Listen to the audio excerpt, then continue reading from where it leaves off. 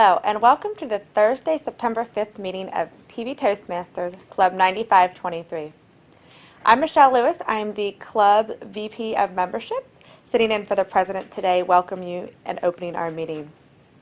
TV Toastmasters meets at the Anderson Community Television Studio, located at 7855 Mile Road. We meet the first Thursday of the month at 6 p.m. and the third Saturday of the month at 9 a.m. So please come and join us. I'd like to welcome our guests in the audience, Mr. Diego Martinez, and also my fellow Toastmasters and those looking in at home. We're set for a great meeting, and I'd like to welcome the Toastmaster for this evening, Mr. Steve Ahrenholz. Thank you, Michelle. Welcome to everyone in our audience and our guests looking in from home. It's a beautiful Thursday evening, nice fall-like temperature, unlike the sweltering heat and humidity we had this past weekend. We have a great program tonight. We have two speakers that will be giving prepared speeches. We have Tabletopics, which will help us work on our impromptu speaking. First of all, I would like to introduce our counter and grammarian. The counter and grammarian's role is to give us a word of the day, which we're going to try and use during the course of this meeting. And he'll be keeping track of the verbal crutches that we use, any of our grammatical faux pas that we use, as well as if we use the word of the day. Help me welcome Peter Ruhlman, our counter and grammarian for today's meeting. Thank you, Mr. Toastmaster, Madam President, and fellow guests. Good evening to those listening in from outside. As noted, I am this evening's grammarian. As Steve noted, the purpose of the grammarian is to note words and sounds used as crutch or pause filler words, such as well, but, so, you know. I will be listening also for words such as The other duty of the grammarian is to pronounce a word of the day, and this evening's word is eloquent. Thought that would be a suitable word for a group that's interested in public speaking. The word is an adjective and is defined as having or exercising the power of fluent, forceful, and appropriate speech. For an example, an eloquent orator. Mr. Toastmaster. Thank you, Peter. So, for all of you here in our studio, one of the things you want to try and remember is to use the word eloquent somewhere in your speaking role.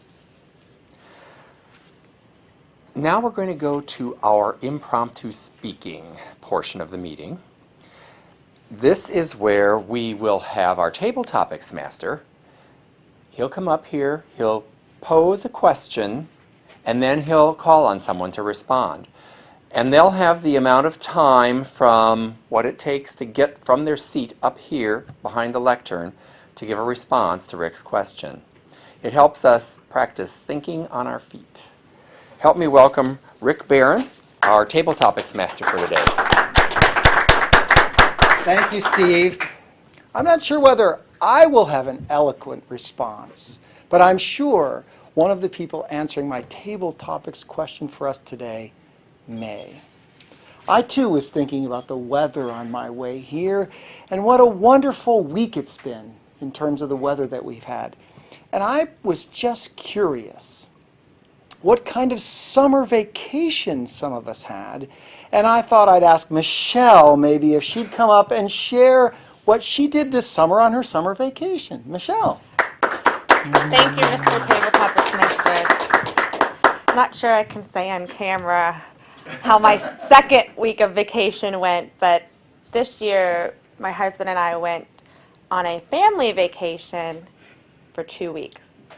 So the first week was with my family, my immediate family, my siblings, my nieces and nephews, my parents, in a house in Hilton Head, and it was dynamic. The weather was fantastic. Everyone got along. My sister and I didn't fight. My dad was so proud of us. And then the second week happened. So Billy and I drove down to Panama City Beach, Florida to meet his family. Fortunately, we had our own condo. we had my stepdaughter with us, and it rained the entire week. And if anybody's ever been on vacation, when it rains the entire week, you tend to get on each other's nerves because you're in the condo the whole time. So we spent a lot of time saying non-eloquent things and basically got on each other's nerves. So I learned really quickly that family is wonderful, spending time with them is wonderful, but stick to 1 week and you'll survive. Mr. Tabletopics Master. Thank you, Michelle. I had a very similar experience this year in Panama City, but it didn't rain. It was the coldest spring break on record. The highs were in the low 50s while we were at Panama City Beach. And so we had a similar experience where most of the time we were indoors with my granddaughters, and they didn't really want to go out because it was too cold at the beach. So I put the jacket on, and I was the one outside saying, I'm going to be at the beach, darn it. Fall brings with it, at least in my world, a lot of fall chores. Preparing the yard for the change of seasons, preparing the house, doing all these kinds of things, I'm sure, that I generate on myself, not something that I'm required to do. And I was wondering, Diego, what your fall kind of yard list, house list looked like, and whether you'd been making any progress against that. Thank you, Rick. Thank you so much. Well, definitely I'm not preparing for fall yet. I was coming yesterday from vacation, and I haven't thinking how I'm going to do the fall. What I've been doing before was preparing my son to get ready to school. So I went to get his school supplies, his new books that he need to use for kindergarten. So that was my preparation. It was not for the house, was more for my son. And I'm very proud because he started last week and his first day in August 26th.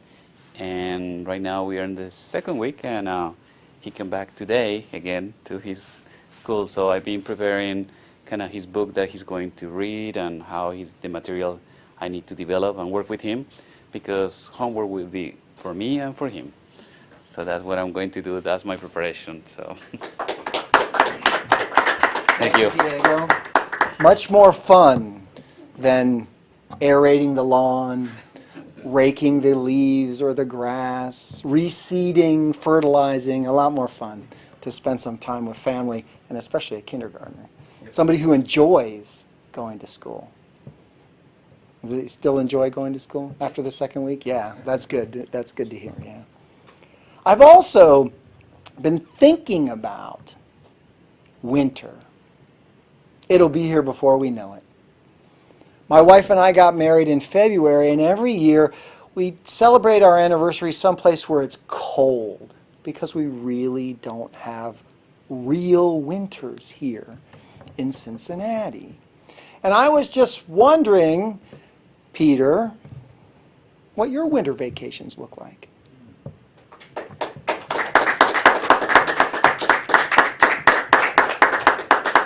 Thank you, Mr. Tabletopics Master and fellow guests.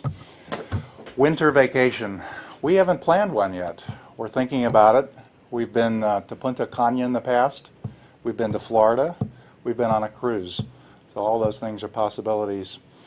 Winter, I think, can be a difficult time, but I've learned, I have a sister in Phoenix who doesn't have much change of season, and despite what you say, we do have winter here, Rick.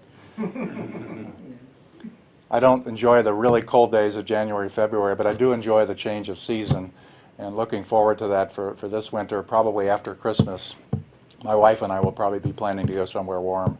My children are both in college now. We are officially empty nesters as of 2 weeks ago, so it's a new adventure for us.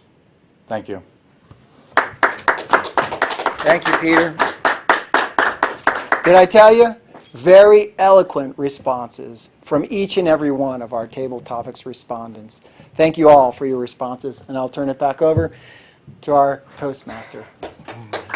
Thank you, Rick. he didn't ask me what I did for my summer vacation because I haven't taken it. And summer's gone. Now we're going to move on to a part of our meeting that I think you'll all really enjoy, if you haven't already enjoyed what we're doing this evening, our prepared speeches. And our first speaker tonight is going to be giving us her icebreaker speech. These are always really neat speeches because we get to learn something about the individual that's speaking. Jean Ho is a new member in our club, and it is an opportunity for the member to get up and start speaking in front of the audience. Now, her topic tonight is going to be about something that she knows very well. Icebreakers are usually a speech about yourself, and you get to choose anything you wish to share. But I'd like you to help me welcome Jean Ho, and her title is For the Likes of Me, her icebreaker speech, Jean Ho.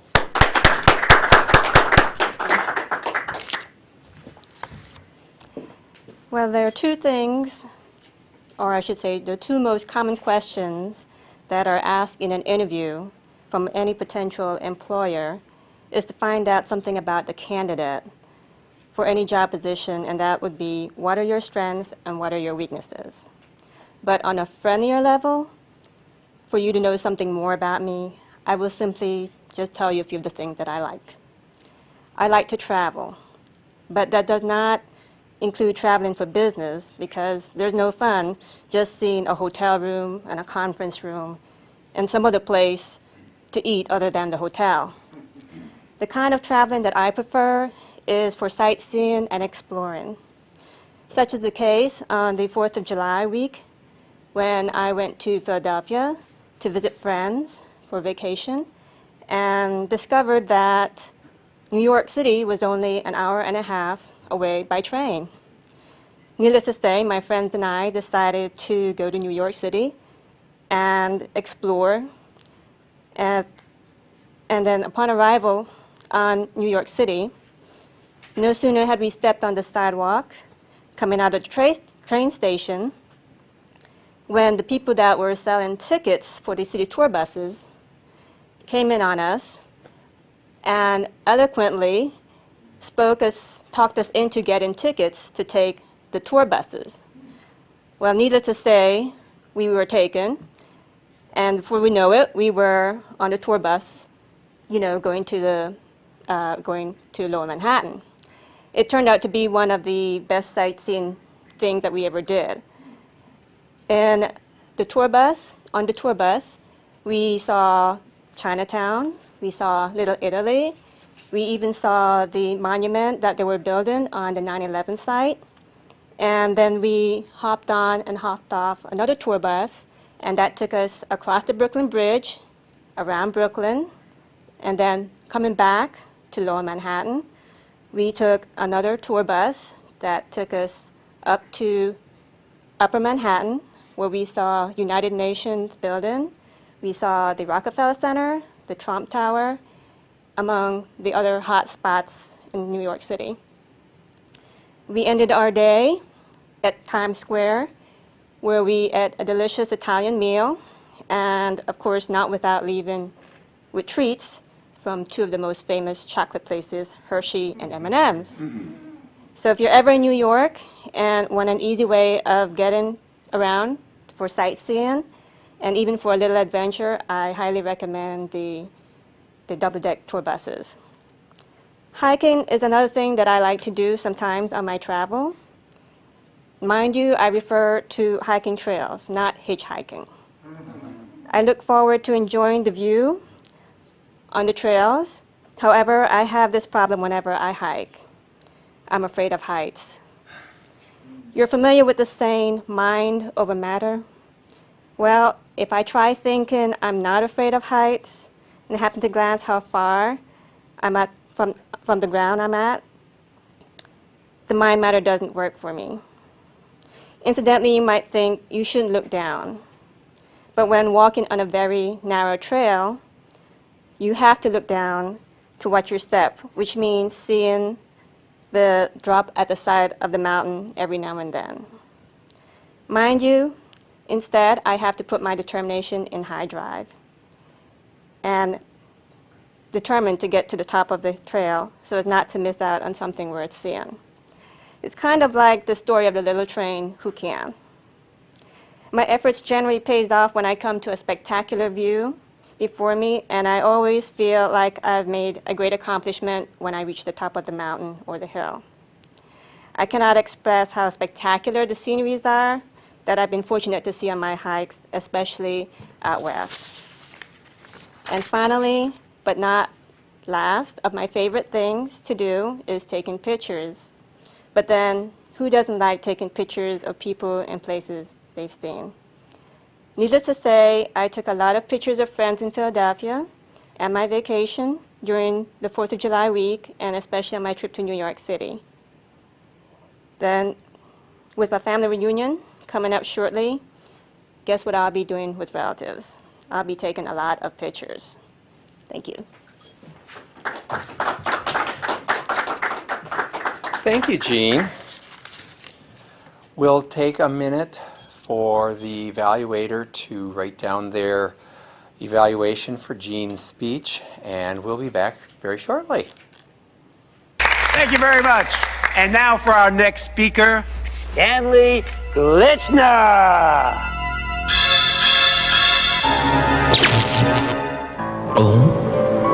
Nomine Patri et Filii Spiritui Sancti. Speaking in public doesn't have to be a death sentence. At Toastmasters, we can help you overcome your fears.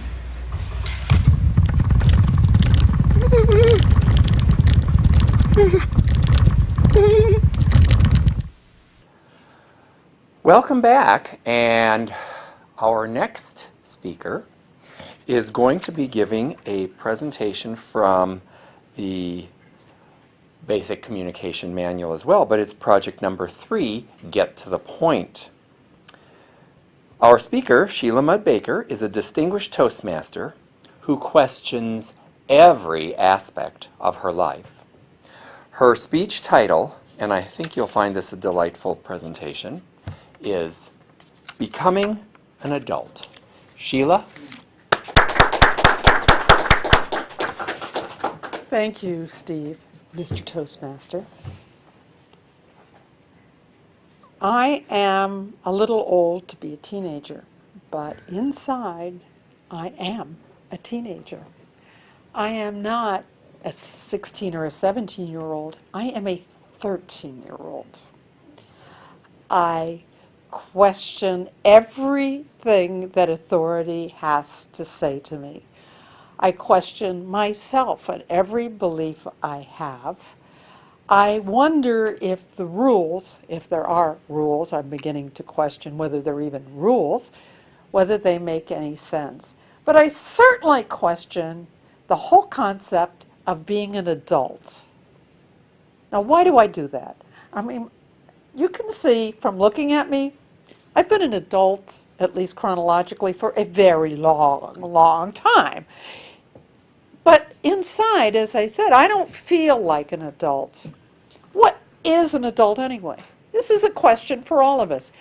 We all said when we were children, 13 years old, when I grow up, I'm not going to be like any adult I know.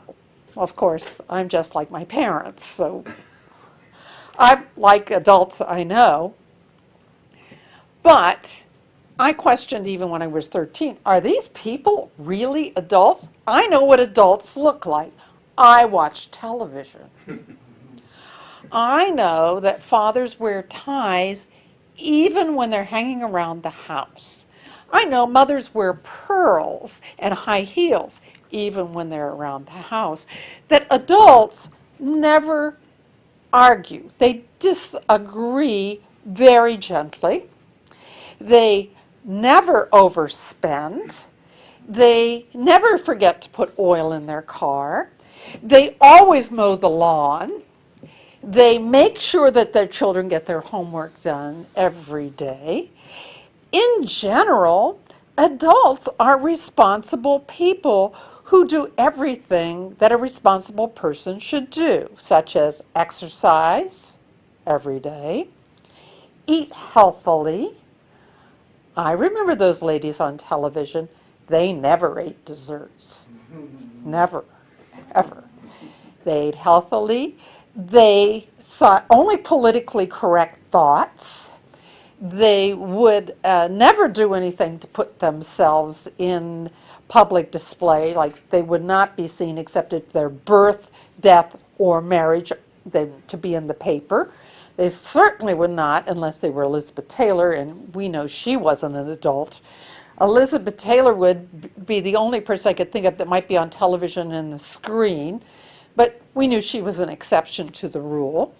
So the question is, am I going to have any hope of being an adult? I don't think so. I don't wear pearls except when I come to Toastmasters, and I don't even have them on today. I certainly don't wear high heels doing housework. I hate housework. I don't like doing housework. I do it only under duress, like someone's coming to the door and I better clean up around the doorway as quickly as possible. I don't cut the lawn. I don't have a lawn. I live in a condo and someone else cuts the lawn. Children? I'm too old to have worrying about children. Those children are long out of school. I'm in school myself. That's even weirder. That's something adults didn't do when I was a child. Adults didn't go to school all their lives. I'm still in school. I've been in school since I've been 5 years old. And I think I'll probably be 85 to 95 before I quit going to school. Another thing adults don't do, they don't waste money. I always waste money. Adults pay their credit card bills down to zero every month. Gee, I wish I could pay my credit card down to zero every month, but I'm not there. In fact, if you were going to describe my behavior, you would describe it as being like a teenager. So, here is the question. In light of all that we see on Facebook, television, and the newspapers, and all sorts of things that we see, how many adults are there out there anyway? I don't think there are a lot of adults. I am seeing people on television, especially reality television, behave in ways that my parents would not have approved, and nor would anybody else's parents when I was a child. I see people acting in ways that make me embarrassed. I see myself act in ways that make me embarrassed. I'm always apologizing to someone for what I said or what I did, or yes, one more time where I begged to be on television. Here I am. I want to be on TV. You know, I was only supposed to do birth, death, and my marriage. Well, and every Saturday and Tuesday that I can, or Thursday that I can, I am here. And film, I make Elizabeth Taylor look like a piker. I've been in all sorts of films. Of course, most of them you will never see unless you really like bad horror films. I'm in a lot of those. So the truth is that adulthood is hard to come by, and I'm hoping that I will become a serene, law-abiding, politically correct, wonderful human being by the time I'm 100. Mr. Toastmaster.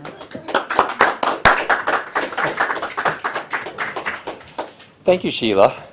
Well, I don't know that there are any adults at our house either then. We'll take a moment for Sheila's evaluator to complete their evaluation form, and we'll be right back. I'd like to begin tonight with a little joke. This guy, he's a farmer, and he says, hey, hello, sorry. But seriously, folks. Speaking in public is no joke. Doctor says, chicken says... For help, call Toastmasters, the public speaking support group. The chicken. Welcome back. Now we're going to get to that part of our meeting where we hear feedback. And part of a Toastmasters meeting, and it's an integral part of a Toastmasters meeting, is to provide feedback to the speakers, the participants who've had different speaking roles throughout our meeting. We will learn what we do well as things where we might want to try something different, or some corrections or different ways of presenting our information that might help us achieve some of our goals in enhancing our communication. We've heard a number of eloquent speakers this evening, and our general evaluator tonight is Carol Kormelink. She is a distinguished Toastmaster 3 times. Carol's role doing evaluations is not always her most favorite role. So this is a bit of a challenge for Carol, but you'll find that she still does it very well. Help me welcome our general evaluator for tonight's meeting, Carol Kormelink. Thank you, Steve. Hope I live up to your introduction of me.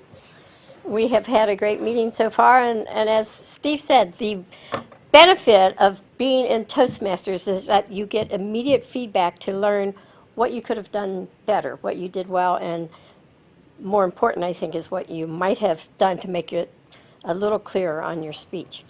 Our first evaluator today, and Rick Barron, oh, there you are, Rick. Okay, Rick will be evaluating Jean Ho's icebreaker speech, and let us welcome Rick Barron, who is an advanced communicator bronze and advanced leader silver. Rick Barron. Thank you, Carol. Jean, congratulations. You just gave the hardest speech you'll ever give. The very first one, the icebreaker. They call it the icebreaker because you have to crack through this enormous 10-foot layer of ice to actually get to it. And you've already completed that. All the rest is just swimming in ice-cold water. But the objective of the icebreaker is for you to introduce yourself to us and for you to work on structure of your speech. What I'd like to do is talk about the things that you did really well and then give you something to consider the next time that you give a speech. We learned a lot about you. Not just the things that you shared on the surface, that you like traveling, that you like hiking, and that you like photography, but also you wove a few things in there like you're a chocolate lover, that you're an explorer, the fact that you stepped right out and got onto this tour bus, you're an explorer. We also learned that you're afraid of heights, that you've got a family reunion coming up, and we'll probably hear some stories coming out of that. That's always some good speech material. You also tried a couple of advanced things in your icebreaker. You may not have realized it. One of which was you tied your icebreaker to something that we could all relate to, and that was the concept of the interview. Sharing strengths and weaknesses. That's how you started off with your opening. And what that did is that drew us in because we've all been through the interviewing process. And we're like, hey, this is nice that you're including me in your icebreaker speech because I've had that experience as well.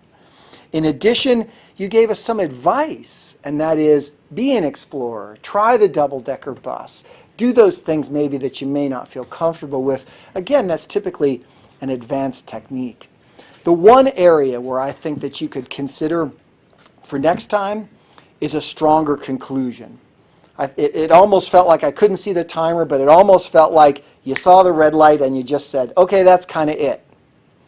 What you could have done is tied it back to the whole concept of the interview and said, you know, that's how my life is kind of like an interview, with the things that I enjoy and the things that I really fear or that I'm not too good at.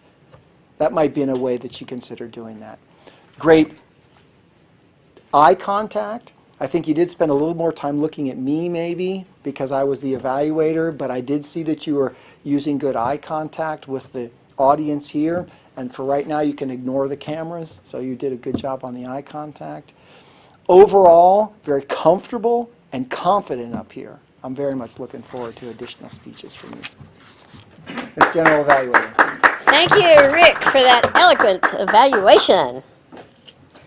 Our next evaluator this evening will be Michelle Lewis, who will be evaluating Sheila Mudbaker's speech, and Sheila is our immediate past president. Michelle. Did I say Michelle? Sorry, Michelle. That's okay. Thank you, Madam General Evaluator, guests in the audience, but most importantly, Sheila. Sheila is by far one of the most eloquent speakers that I have ever heard present in Toastmasters. I always enjoy listening to Sheila. Today, her speech had a couple of purposes. Her objectives were to have a general and a specific purpose. It was very clear that her general purpose was to entertain. She had us all laughing. Sheila has a great way of weaving humor into her speeches. Even though she seems serious, she always cracks a joke, and then we all burst out laughing.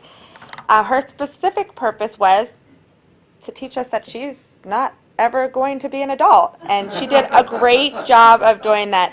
And it's quite humorous because I think a lot of the things that her examples and her experiences actually are probably things that all of us can relate to. Where we question the rules, we question whether our beliefs or politics, and then we feel like we don't ever have an answer. And Sheila definitely had a very specific purpose and gave us great examples on her purpose.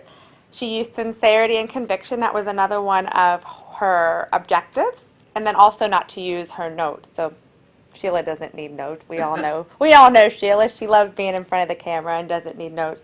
Her vocal variety was phenomenal.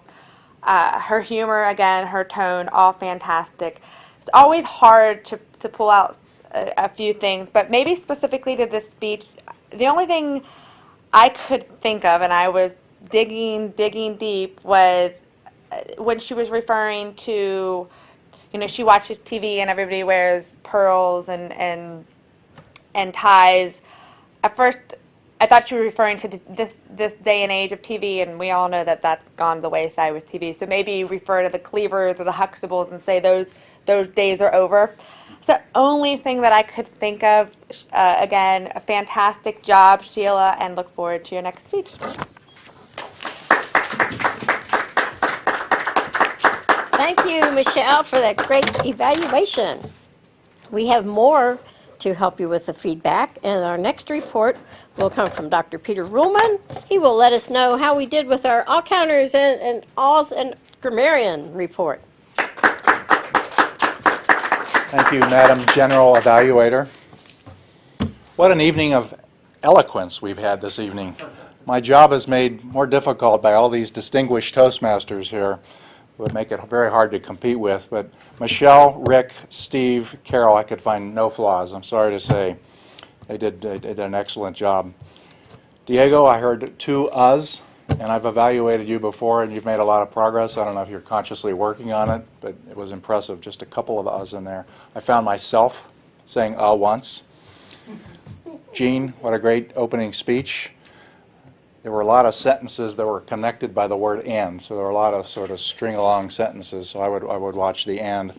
I heard one well at the beginning. Well, there are 2 things. It wasn't really inappropriate. And I heard no uhs, ers, any of those things. From the rebellious teenager, I was expecting her to light up a cigarette here at one point. Fortunately, that's against the law, but it wouldn't have surprised me if she did. I heard 2 so's, so I'm like my parents, and so the truth is, I didn't find them really bothersome, but that's a word that I was told to cue in on. I didn't think they were bad, but what a great, eloquent evening, and thank you for everybody. Thank you for that eloquent report and your eloquent word of the day. Have you ever been to a meeting and it was supposed to end at a certain time, and an hour later you're still in that meeting? Not so at Toastmasters. We have a timer that helps us keep on time every time. Mary Arms is our timer today, and Mary Arms is a competent communicator. Thank you so much. Well, hello, everyone. I am going to do the timer report, and I'm going to start off with the word power. Peter, it was a total of 47 seconds. And the table topic, Rick, which was very good at giving it. Michelle, you're in 1 minute and 23 seconds. Diego, 59 seconds. And Peter, 46 seconds. In the speakers, Jean, you were 4 minutes and 53 seconds. And it was a very good speech. And Sheila, I know you're still a child, 6 minutes and 17 seconds. Evaluator, Rick, you were 3 minutes and 7 seconds. And Michelle, 2 minutes and 45 seconds. And Carol, on your general evaluator, I timed 34 seconds. And thank you so much. Thank you so much for paying attention there.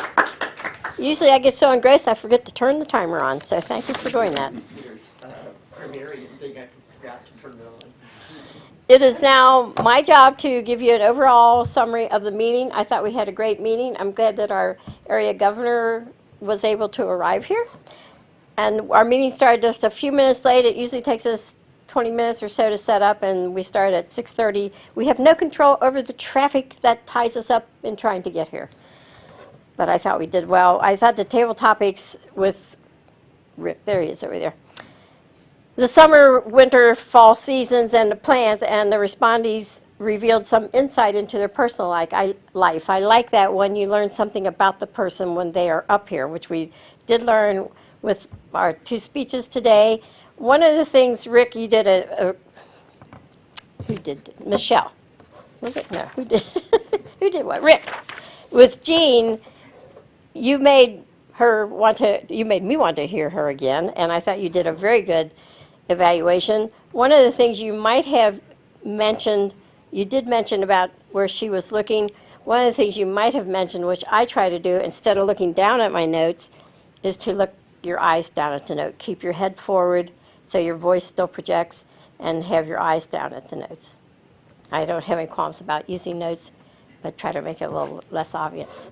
And I really like that. And I like that you gave a specific example of how she could have had a stronger conclusion instead of just saying you need a stronger ending. You gave it an actual example. That's what evaluation is all about, helping them. And Michelle, with your evaluation of Sheila, a person today asked me how was she going to do Project 3. You made it very clear on her general purpose and specific, and I wasn't quite clear on how to try to explain it to this person, but you made that very clear. There are two purposes of the speech, a general purpose and a specific, and how Sheila had accomplished that. And you captured the essence of her speech. This is humorous speech time at the fall, and everything was humorous today. Everything had humor in it. I was thrilled with that. And one of the things you might have mentioned was her great body language, especially her facial expressions. I was just so amazed with the facial expressions, how well she did that. That was one of the things you might have added, but you certainly made me want to hear more of Sheila's speeches. Grammarian, you had your ears open tonight, Peter, and I really appreciate that, and the timer and Mary. And I will return control of our meeting to our Toastmaster, Steve Ahrenholz, Distinguished Toastmaster. To our Toastmaster. Thank you, Carol. That was a very good general evaluation role that you completed. And Carol did one of the things we don't always see as far as the general evaluator. The general evaluator's responsibilities are to provide feedback on the overall meeting, but they also provide some feedback to the individual evaluators on what they did well, and if there were some things that they didn't necessarily catch, but that they could have included in their evaluation. So thank you, Carol. That was very good. I like to see that when a general evaluator gives their report on how the evaluation portion of the meeting went, as well as the overall meeting. Some of you may have heard that recently in Cincinnati we did have the International Toastmasters Conference here at the Duke Energy Center. It was in the end of August, the 21st through the 24th. And if you missed it, we got to see some excellent speakers because they have the international speech competition there. And we had the best from 122 countries. It was quite quite the performance as far as hearing these different speakers. I am really glad nobody asked me to be a judge. Our next meeting is going to be on Saturday, September 21st, starting at 9 a.m. at the Anderson Community Television Studio. If you're just curious about Toastmasters, please come on down and just sit in and see what our meeting is like. Our next Thursday meeting will be on October 3rd, starting at 6 p.m. We have our area governor here visiting with us tonight. I want to ask Janet Caslin if you'd like to come up and say a few things to us.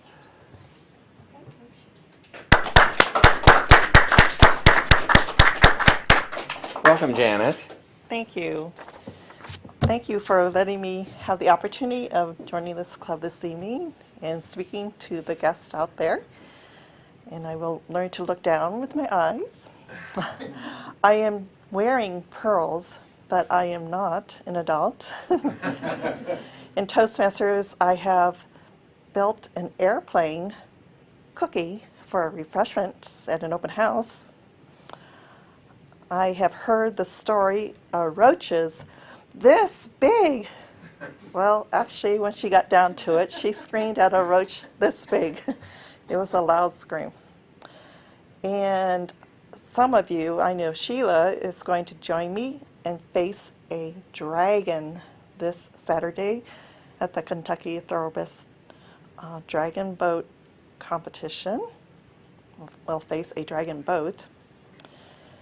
And I enjoyed hearing Chris Notrob's, our representative from District 40, take his box of memories into competition. Mr. Toastmaster. Thank you, Janet. One of the things area governors do is twice a year or every quarter that they visit all the clubs that are in their area.